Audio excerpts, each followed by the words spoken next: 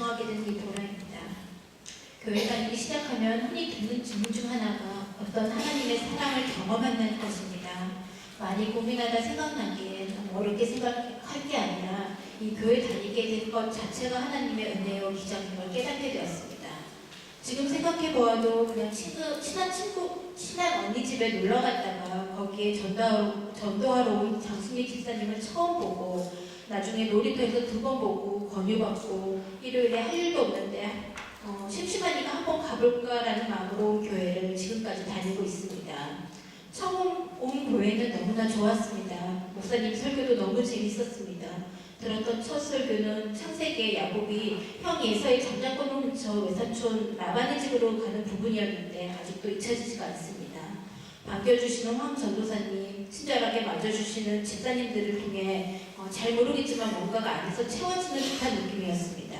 목사님의 다음 설교가 기대되어 한 번만 참석해본다던 교회를 바로 등록하고 다니기 시작했습니다.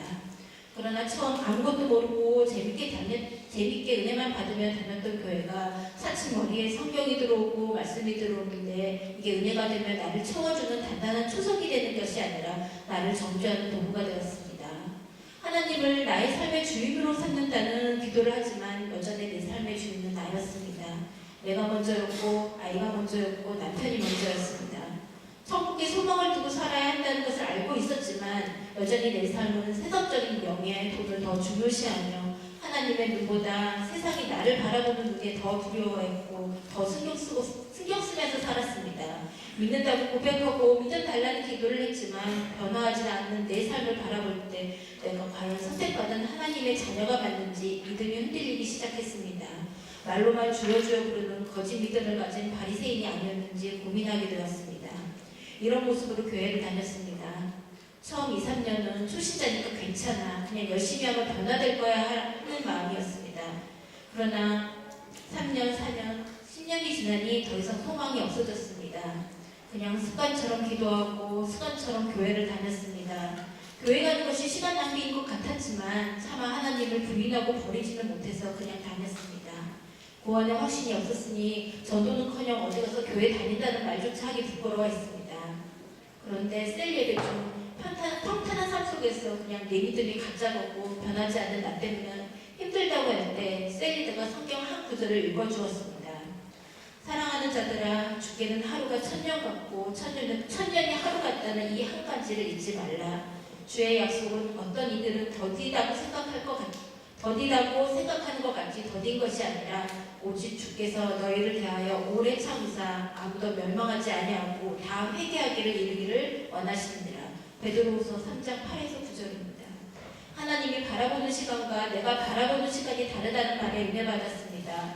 나에게는 긴 시간 같았지만 하나님에게는 찰나의 순간이고 또 기다리고 계신다는 말에 눈물이 났습니다. 말씀을 묵상하고 나누고 목사님 설교 말씀을 들을 때 이미 하나님께서 값없이 주신 선물인 구원에 제가 마음대로 값을 매기고 그 값을 치르지 못했다고, 내가 구원받지 못했다고 혼자 한탄하고 실망하는 제 모습이 보였습니다. 이 모습 이대로 사랑하고 인정하고며 불러주셨는데 나 혼자 나의 모습이 마음에 안 든다고 부정하고 또 부정하다 결국 하나님도 부정하는 내 모습이 보였습니다. 많이 울며 회개했습니다. 너희는 은혜에 의하여 믿음으로 말미암아 구원을 받았으니 이것은 너희에게서 난 것이 아니오 하나님의 선물이라. 행위에서 난 것이 아니니 이는 누구든지 자랑하지 못하게 하리라. 에베소서 2장 8절에서 9절입니다. 스스로 하려고 노력할 때는 안 되더니 선물임을 인정하고 나 못하겠다가 두 손 두 발 다 밟더니 구원에 확신이 생기며 자신감이 생겼습니다. 하나님이 주신 구원에 감사하며 하나님의 자녀임을 확신하니 내 마음이 변화되었습니다. 너무나 신기하게 했습니다. 그렇게 믿고자 노력할 때는 아무것도 안 믿어지더니만 이제는 목사님 말씀이 이해되고 믿어지고 은혜가 됩니다. 성경이 하나님의 말씀이라는 것이 이해되고 진리임을 확신하게 되었습니다. 그러나 제 행동이 크게 변화된 건 없습니다. 여전히 새벽 예배도 참석 못하고 열심히 전도하러 다니지도 않고 교회에 봉사하는 것도 크게 없습니다. 솔직히 아직도 성경보다는 드라마가 재밌습니다. 기도 시간보다 동네 이웃과 함께 모여 수다 떠는 시간이 좋습니다. 일어났는데 왜 이렇게 중요한 간증 자리에 저를 세우려고 하는지 셀장이 물었더니 저희 말 속에서 하나님을 증거하는 말을 자주 한다고 그럽니다. 하나님께 감사하고 하나님께 맡긴다는 말을 자주 한답니다. 곰곰이 생각해보니 구원에 확신이 없을 땐 기도한다고 들어주실지를 의심하고 아니 저런 존재를 과연 알고 계실지를 의심할 때도 있었습니다. 또한 말씀대로 살지 못하는 제가 누굴 위해서 기도하거나 하나님의 이름을 들먹이면 도리어 하나님을 욕보이는 것 같고 미석 같아서 못했습니다. 그러나 이젠 아닙니다. 어느 순간부터 그냥 습관적으로 아이를 위해서 기도했던 저를 하나님이 깨우쳐 주셨습니다. 제가 좋은 대학 보내기 위해서 선택했다고 생각했던 아이의 고등학교는 2019였고 일주일에 2시간 아이는 예배와 성경 공부를 하고 있습니다. 저에게는 어머니 기도회라는 좋은 기도의 동역자를 세워주셨습니다. 단지 좋은 대학을 가기 위해 노력하는 것이 아니라 아이의 긴 삶의 여정을 위해 그 영혼을 위해 기도해야 함을 깨닫게 하셨습니다. 이렇게 삶 곳곳에서 하나님의 사랑이 느껴지고 예배하심이 느껴지니 그냥 감사하고 자꾸 하나님을 증거하고 싶어졌습니다.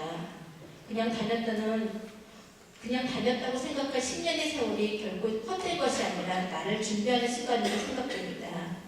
내 삶의 많은 부분은 아직 변화되지 못했지만 이런 이유로 하나님이 나를 싫어하거나 버릴 거란 생각은 더 이상 들지 않습니다.